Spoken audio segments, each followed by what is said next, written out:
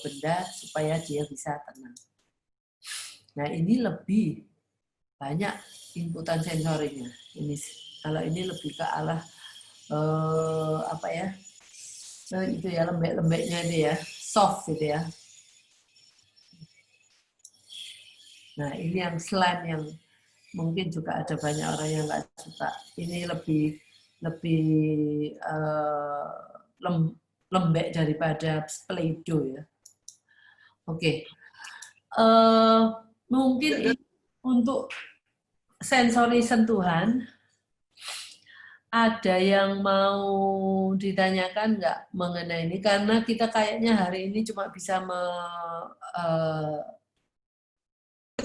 kalau kita lihat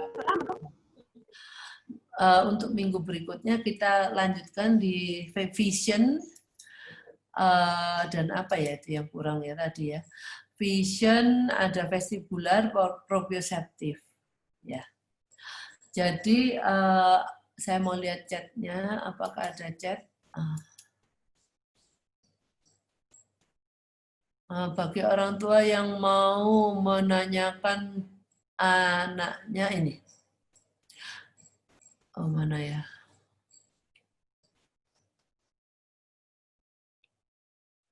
Anak saya enggan menggunakan aktifkan tangan. Apa bentuk terapi? Ini anak ibu tidak mau. Ini hipersensitif. Ya. Lebih ke arah hipersensitif. Ibu bisa mencoba suggestion untuk hipersensitif. Bentar. Nah, ini. Jadi kalau anak itu tidak suka menggunakan apa-apa dengan tangannya, ya kita berusaha sebisa mungkin untuk anak itu mencoba melakukan banyak hal dengan tangannya, walaupun itu sebentar, dengan berbagai macam benda. Oke, sekarang mungkin ada kita permainan sentuh. Oke, saya menyentuh. Oke, mama sentuh meja. Kamu sentuh apa? Nah, itu kan juga bisa membuat anak lebih mau menyentuh apapun. Oh, kalau dia nggak bisa bicara, mungkin kita bisa membantu. Mungkin anak ini kalau saya sentuh meja, kamu sentuh gelas. Oh, sentuh gelas. Gelas kan mempunyai berbagai macam permukaan. Ya, mungkin kita sentuh sepatu, dia sentuh tas. Nah, oke. Sekarang itu hanya menyentuh yang 1 detik. Setelah itu mungkin ibu bisa buat permainan. Kalau saya sentuh sesuatu, kita harus melakukan sesuatu dengan benda itu. Nah, pokoknya kalau meja, saya akan buat saya tepuk meja. Kalau saya sentuh tas, saya akan buka tas. Buka tasnya. Jadi kita berusaha membuat dia lebih lama menyentuh benda tersebut. Gitu.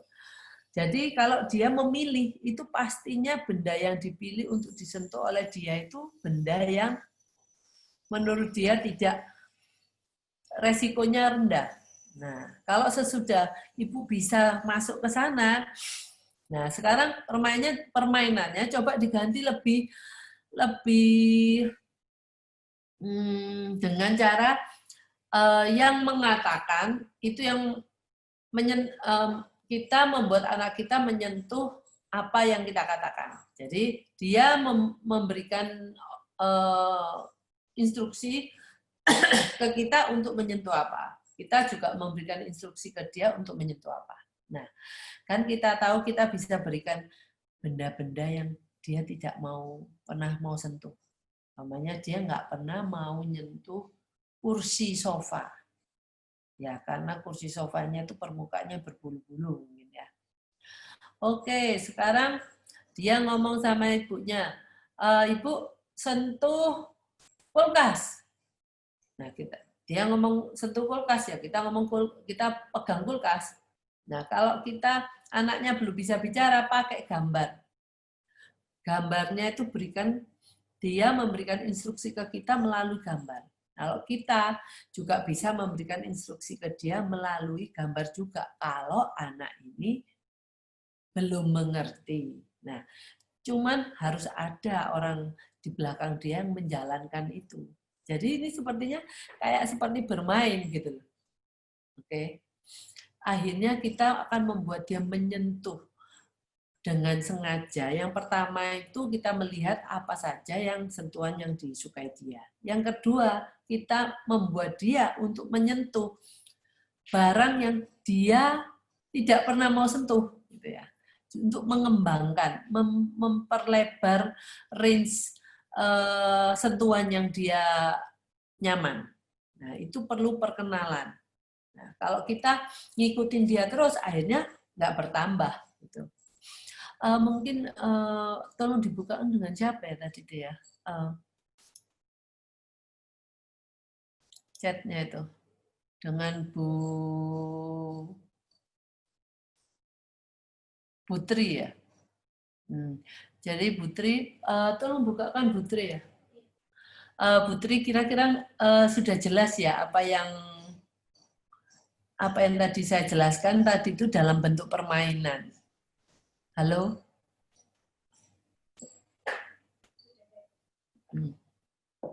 Mungkin Putri udah tahu lah.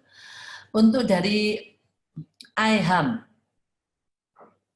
bisa ya Bu, anak hiposensitif juga termasuk hipersensitif.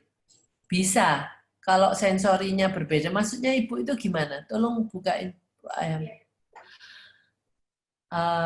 Ibu, yang anak itu dalam satu tubuh ada yang hiposensitif, ada yang mungkin pendengarannya hiposensitif, yang perabanya hipersensitif. Itu ada, Bu. Oke, untuk Bu Rosnawati, anak saya Andra 17 tahun, kemana-mana selalu membawa buku dan pena. Dan suka menulis. Tulisannya berupa list atau daftar. Contohnya, klub-klub sepak bola. Oh, iya, ya. Ini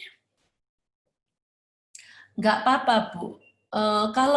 Tapi dia terus kalau kemana-mana dia cuma mau menulis.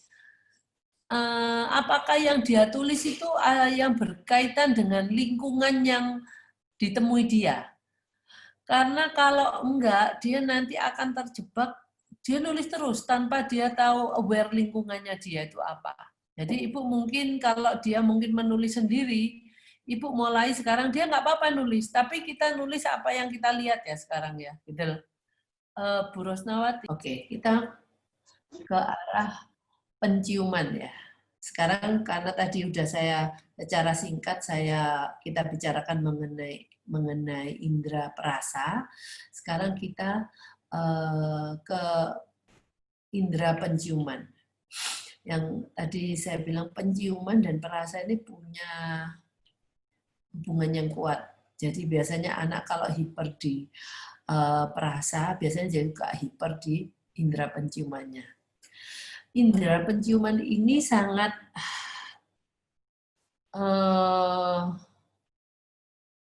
spesial karena ini mempengaruhi ingatan dan emosi dari kita. Ini hanya ada di indera penciuman karena penciuman ini itu langsung mungkin saya terangkan, kalau indera yang lain itu mereka itu setelah kita menerimanya biasanya difilter oleh talamus. Talamus ini kerjanya memfilter rangsang mana aja yang mau kita teruskan ke korteks untuk executive functioning, untuk pemrosesan apa yang harus dilakukan. Jadi itu harus melewati talamus. Tapi untuk indera, khusus untuk indera penciuman, dia akan langsung ke bagian limbik sistem, di mana limbik ini adalah bagian yang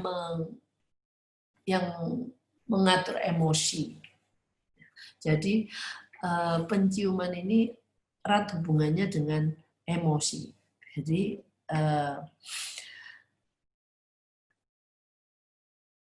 kalau umpamanya anak tidak suka mencium ini, mencium yang bau ini, dia cenderung bisa marah, gitu ya. Karena yaitu karena dia langsung ke limbik ini. Kalau dia nggak suka dengan bau-bauan yang dia cium, nah itu bisa mengindus apa ya, membangkitkan emosi-emosi negatif.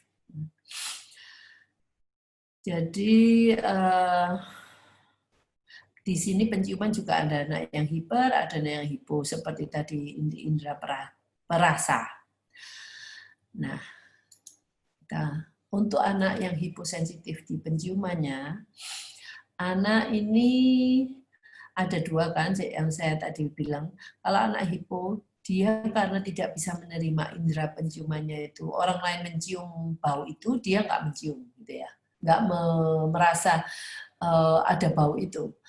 Nah, itu yang hiposensitif. Hiposensitif ada dua kan, ada yang cuman dia nggak membau dan tapi dia pasif, ada yang satu yang mencari sensasi dari mulut dengan hidungnya untuk mendapatkan informasi lebih daripada yang dia dapatkan. Jadi ini dua macam seperti yang tadi saya terangkan, bahwa hipo dan hiper ada dua macam apa ya, dua macam respon dari anak, satu aktif, satu pasif. Oke, untuk anak-anak yang memulai punya pola registrasi rendah ini anak yang pasif, ya.